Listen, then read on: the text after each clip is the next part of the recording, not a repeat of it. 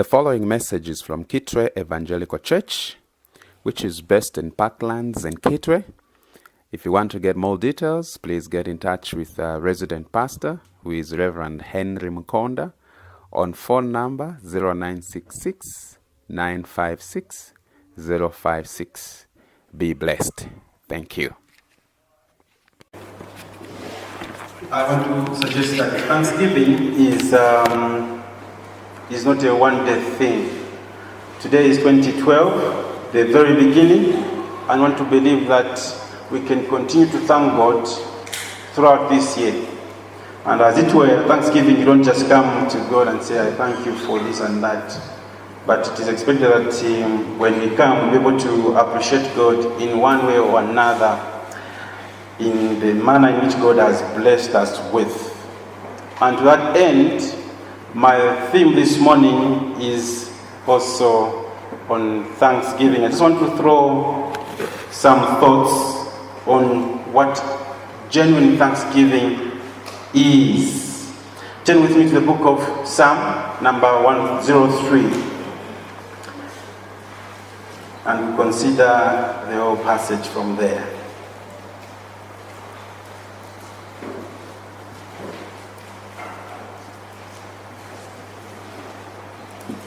Psalm number 103.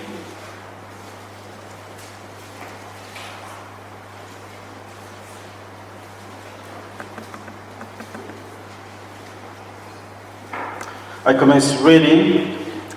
Praise the Lord, O my soul, and all my inmost being, praise his holy name. Praise the Lord, O my soul, and forget not all his benefits, who forgives all your sins and heals all your diseases, who redeems your life from the pit and crowns you with love and compassion, who satisfies your desires with good things, so that your youth is renewed like the eagles. The Lord works righteousness and justice for all the oppressed. He made known his ways to Moses, his deeds to the people of Israel. The Lord is compassionate and gracious, slow to anger, abounding in love. He will not always accuse, nor will he harbor his anger forever.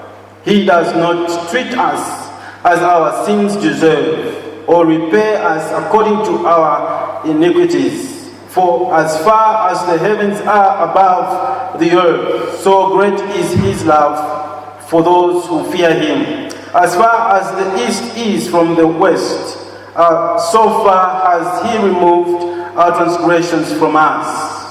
As a father has compassion on his children, so the Lord has compassion on those who fear him. For he knows how we are formed. He remembers that we are dust. As for man, his days are like grass. He flourishes like a flower of the field. The wind blows over it, and it is gone, and its place remembers it. I beg your pardon. And its place remembers it no more.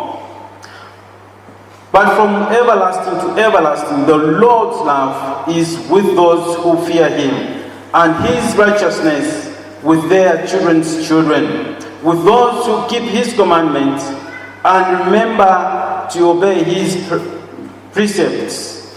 The Lord has established his throne in heaven, and his kingdom rules over all. Praise the Lord. You, his angels, you mighty ones who do his biddings, who obey his word. Praise the Lord, all his heavenly hosts. You, his servants who do his will. Praise the Lord, all his works. Everywhere in his dominion. Praise the Lord, O my soul. That is a Psalm of David, and I want to use that passage to think and reflect on the genuine of thanksgiving. Going by the passage that we have seen, when we do a consideration, find that verse 1 to verse 5, the psalmist praises God, or admonishes us that we need to praise God on God's mercies. We need to thank God for personal mercies that God has endowed or has blessed us with. From verse 6 to 9, he talks about the attributes of God in his dealings with us, his people. From verse 20 to the very end, he encourages all creation to come to God in adoration and thanksgiving.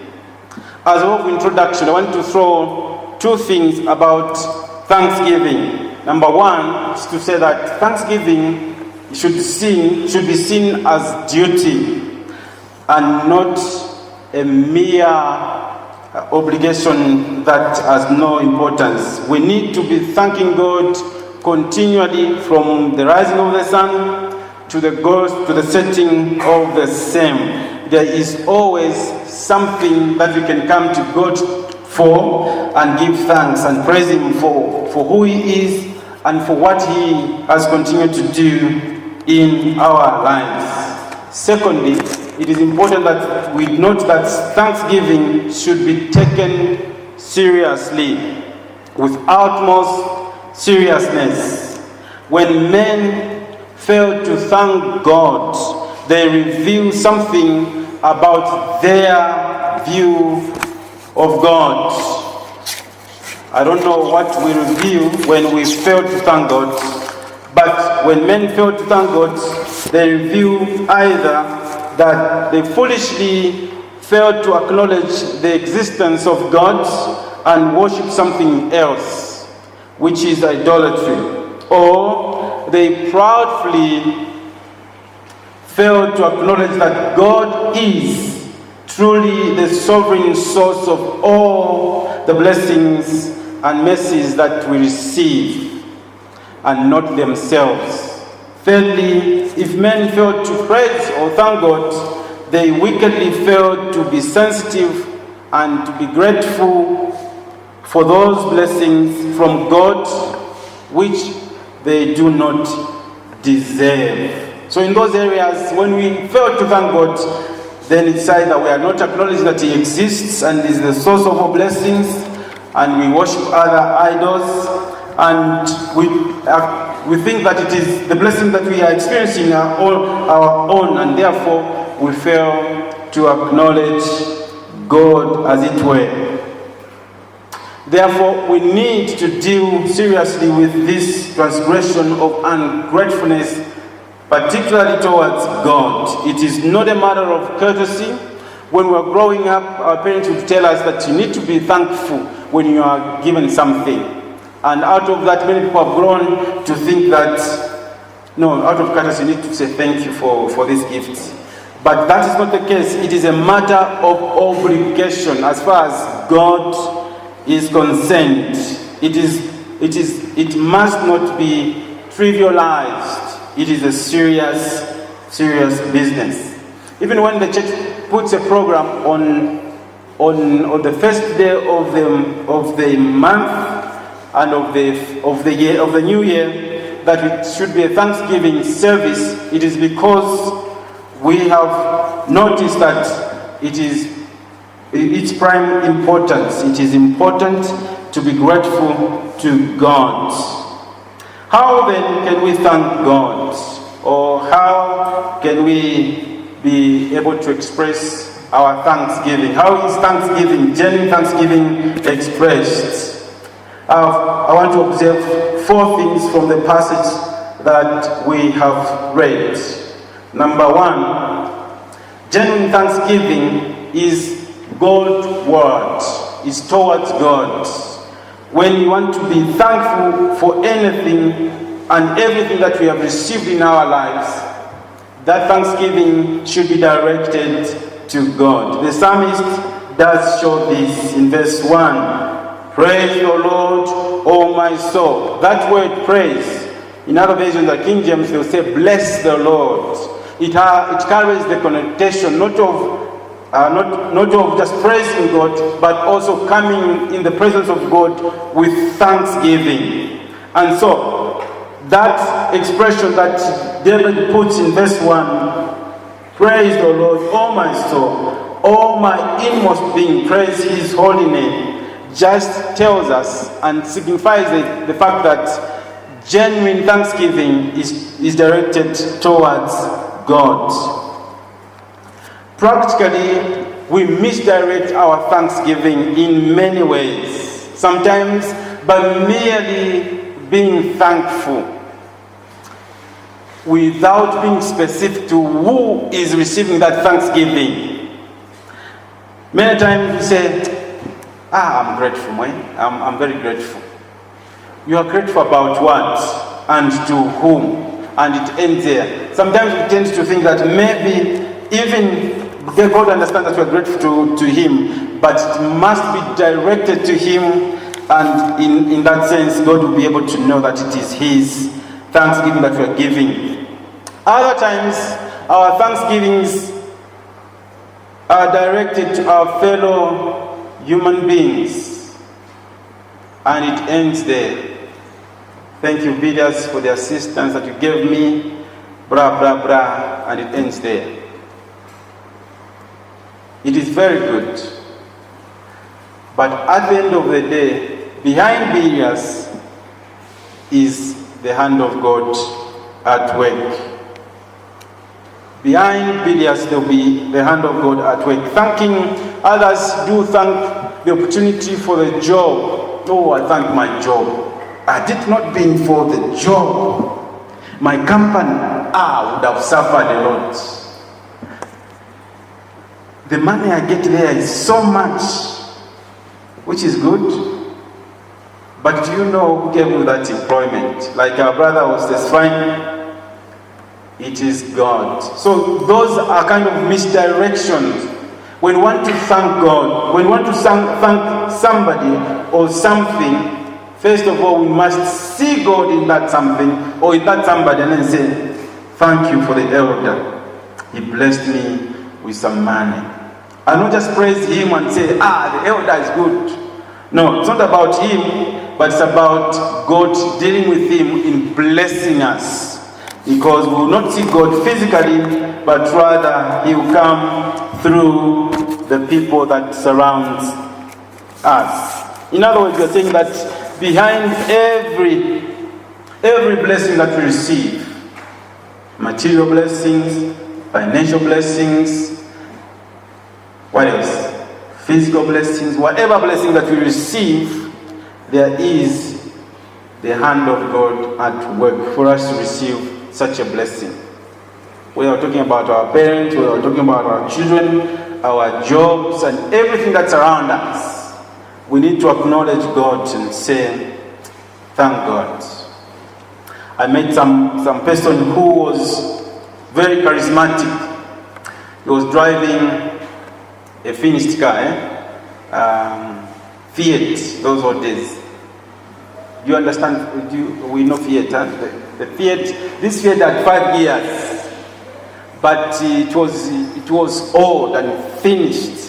So I sat next to him, and then we were going some distance, and then this car, I didn't realize it had problems with gears. When you start into 1, very good, but to go into gear 2, you really have to struggle. And with this man, he said, as he struggles, and then it goes into gear 2, he says, oh, thank God for gear 2. Hallelujah. Thank God for gear 3, praise the Lord. And it went on like that. I thought it was like just for a moment. But the whole of that journey kept on saying, praise God for gear 2. At first I said, no, this is too much. But after thinking through, I realized that that man was conscious that everything that we take an effort and succeed, the help that we get out of that is actually from God. So we need to be able to thank God. For example, David in verse 3,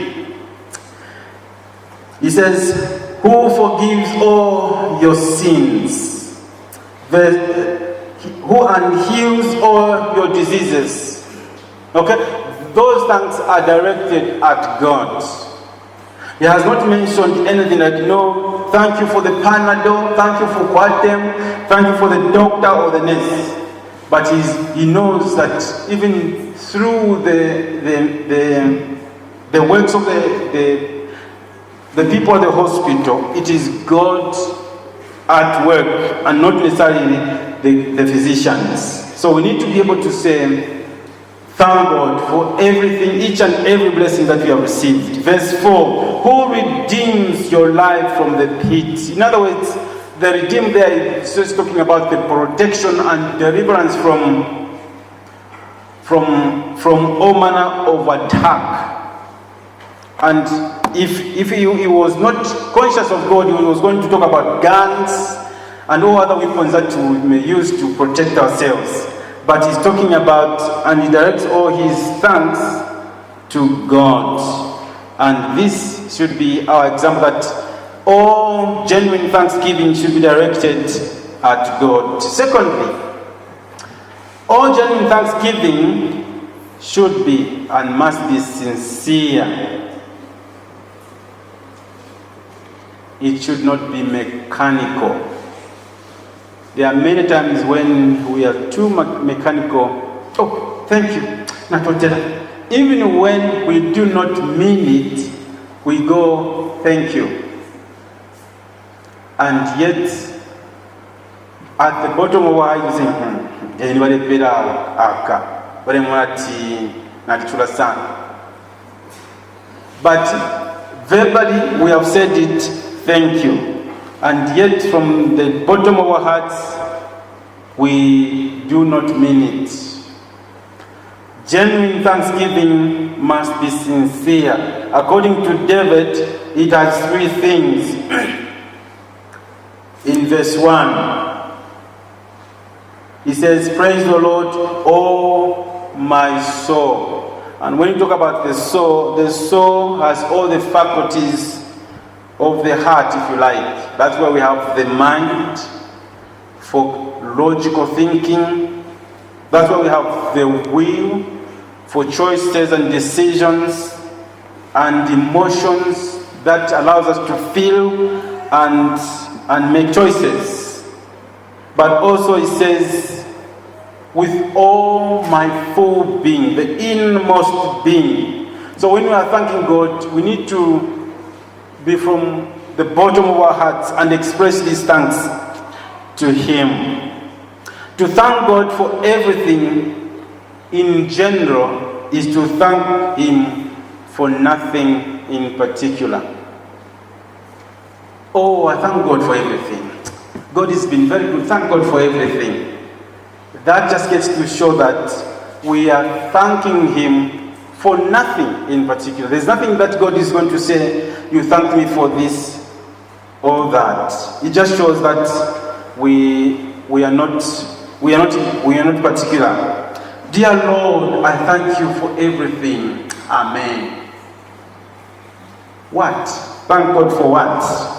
Such prayers tend to show an empty mind towards God, but also, it may show a laziness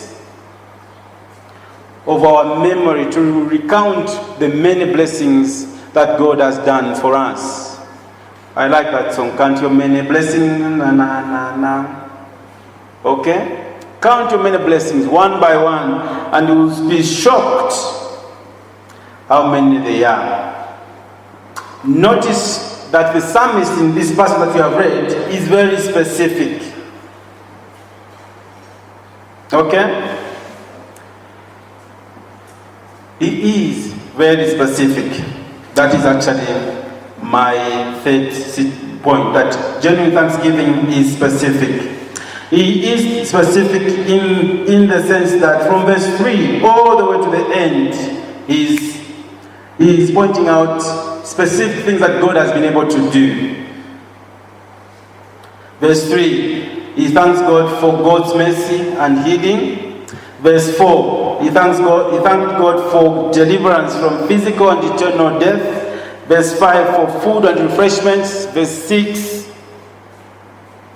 for his justice in delivering the oppressed. Verse 7, for revealing his will to Moses and the people of Israel. Verse 8, for his compassion and slowness to anger. And it goes on and on and on. He is specific. God desires that our thanks be specific, and when we do that, you will receive the glory and the honor. Many times we want to be blank and think as if God has not done anything when he has done so many things in our lives.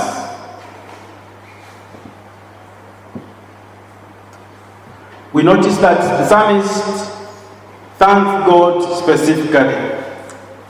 We write our blessings and mercies on the sand and engrave our misfortunes on the marbles or rocks. We forget the many blessings that God has done for us the whole 2011, but we remember our misery of 2011 very fresh. 1 week of malaria last year is very fresh in our minds. Yeah. January, malaria. 2011, the malaria really indicated. No ender, no appetite. And yet we forget. The Reverend is just recovering from malaria, so it's not about you. And yet we forget the 51 weeks of God's blessings, the many things that he has been able to do for us. We forget about them. When we sit quietly, even now, and think through from yesterday, from January 2011 to yesterday, the many things that pop up quickly and easily. It's the time when you are hospitalized, it's the time when you are at the funeral, somebody died, it's time when whatever happened, those things will stand out. And there was nothing. But try to think of the positive, the good things that God has done for us last year. We easily forget because we write them on the sand. Anything written on the sand is easily blown away with the wind, and we forget. Fourthly, genuine thanksgiving is purposeful. Purposeful. Many times we treat thanksgiving like a tip-off at the restaurant. We know those tips, huh? Biggest. When you are at Sun Hotel and these waiters and whatever are serving you, and then they give you a bill. At the end of that bill, check the bill, you find that there is about 300 pin, or then you put in maybe 310, and then say keep change. That's the way we do it. Hallelujah. Okay, those are what they call tip-off, where you just want to appreciate the person who has been serving you, and you think he or she was very good, very particular for this. They brought it like you wanted it, so you say, this is good. Unfortunately, that's the way believers want to treat God in terms of thanksgiving. We evaluate our experiences first and say, how many goods, how many blessings have I received in this week? And then when we count them and they are very few, we say, I can't be thanking God when I'm always sick, when I'm always out of employment, when I'm always lacking, I'm always hungry. I can't. When things are good, then that's when we find that we want to thank God the more and say, thank God for the job, thank God for this, thank God. But when things and moments are hard, it is difficult for us to express our thanks to God, because we want to give our thanksgiving, dependent on our experiences. It shouldn't be the case. We should thank God throughout our lives. When we experience hard times, in Thessalonians we're told that give thanks to God in all situations. So our thanksgiving shouldn't be temperamental, shouldn't be according to our experiences and emotions that we have gone through, but should be a lifestyle that we should be able to thank God every day. So genuine thanksgiving to God is purposeful. You have to decide that I need to thank God every day. It is a decision that we make from our minds and we live it that way. It is also a required determination. It requires determination that I have to thank God. I just need to thank God. I'm out of employment, I need to thank God. In fact, many testimonies that we have heard in the Christian circles are that those people who have gone through hard times have learned to thank God in those hard times. And God does come through for them in those moments when it is hard.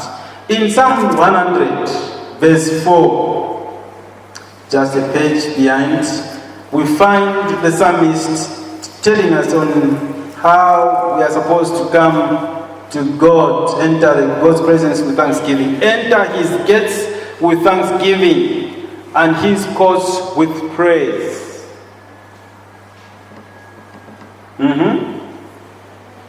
We are supposed to come to church with thanksgiving. When we enter the gates there, the moment we are there, we are supposed to be full of thanksgiving. Why? Because during the past week, God has shown us great mercies, great favors that has caused us even to be alive today. But in many cases, we come with our empty minds and our hearts are dry, and we wait upon the praise team to sing some hymns and songs. When they sing very well, then they kind of like pump us up. They start us off and say, yes, that song is good, then I can thank God. It shouldn't be the case. We need to come here highly charged with many things to thank God for, with many things to praise God for. And when we do that, we will be able to enjoy our worship service. Many times we blame the singers. That's why the church was very dry today. But praise, I don't know what happened. They couldn't sing properly. I've just come out the same way. I should have stayed home. No, it's a wrong, it's in misdirection. You should have come prepared yourself with many things that God has shown you in the past week to thank God for and express it with others and say, praise the Lord for life, praise the Lord for work and for everything that He has given us. Sometimes, even those of us who stand up front are blamed. Say, a preacher they didn't direct us.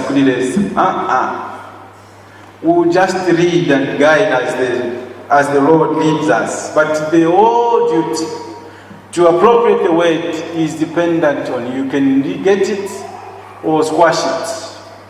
And this, in many cases, happens because, like the psalmist said, I'll enter His gates with thanksgiving. We enter our gates there empty, maybe frustrated, thinking about other things. And when we come here, even worship service becomes very hard. The psalmist says in 103 verse 2, praise the Lord, O my soul, forget not all His benefits. This goes to show that we need to remember the benefits that God has shown us in the past year and in the days to come. In that verse, that is verse 2, praise the Lord, O my soul, and forget not all His benefits. It can either mean that we remember each one of God's blessings He has shown us throughout the year, which is practically impossible. But it means that we do not forget all His benefits, which means we have forgotten many other benefits that we have received from God. But we shouldn't forget everything. We have forget, yes, and we have forgotten many blessings that we have received, but we should not forget everything that God has shown us. We need to be thankful and be able to thank Him for those blessings. That is to say, genuine thanksgiving is purposeful. Jesus rebuked His disciples for being forgetful when he had resurrected from the dead, and then he rebuked them for forgetting for the things He had taught them and He had said to them. Therefore, we need to be conscious, we need to be aware of the many things that God continues to do for us. It is one of the saddest perverse of our fallen human nature that we forget most quickly the things we ought to remember. It is our human nature to forget most quickly the things we ought to remember.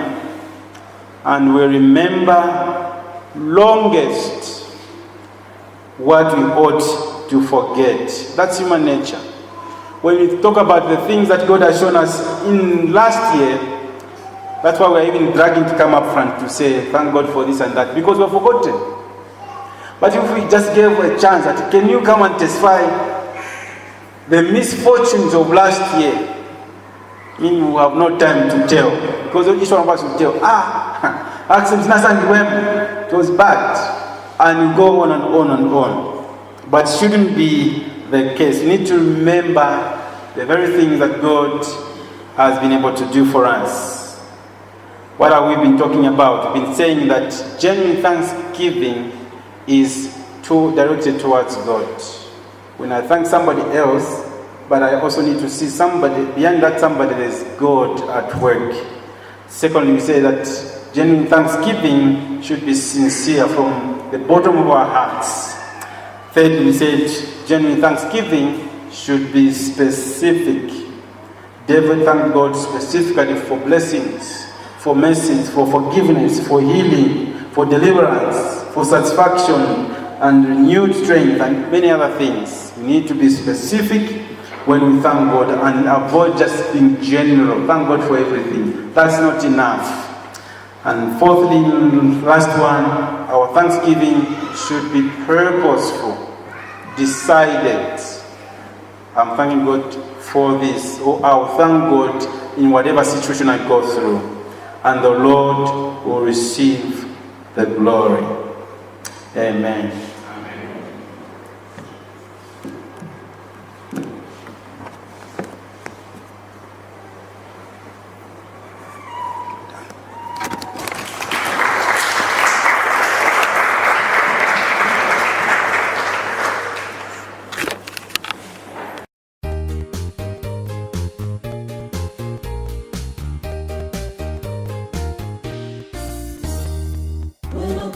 Because you are tempest tossed, when you are discouraged, thinking all is lost, count your many blessings, name them one by one, and it will surprise you what the Lord hath done.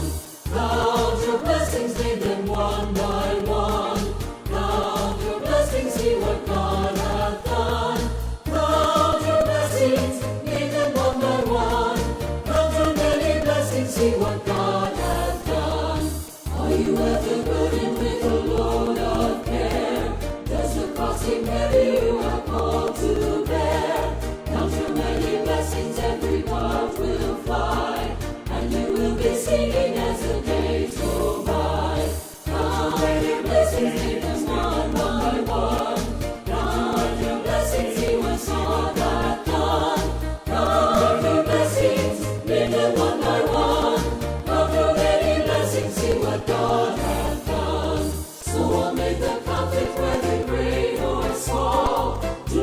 discouraged, God is over all. Count your many blessings, angels will attend.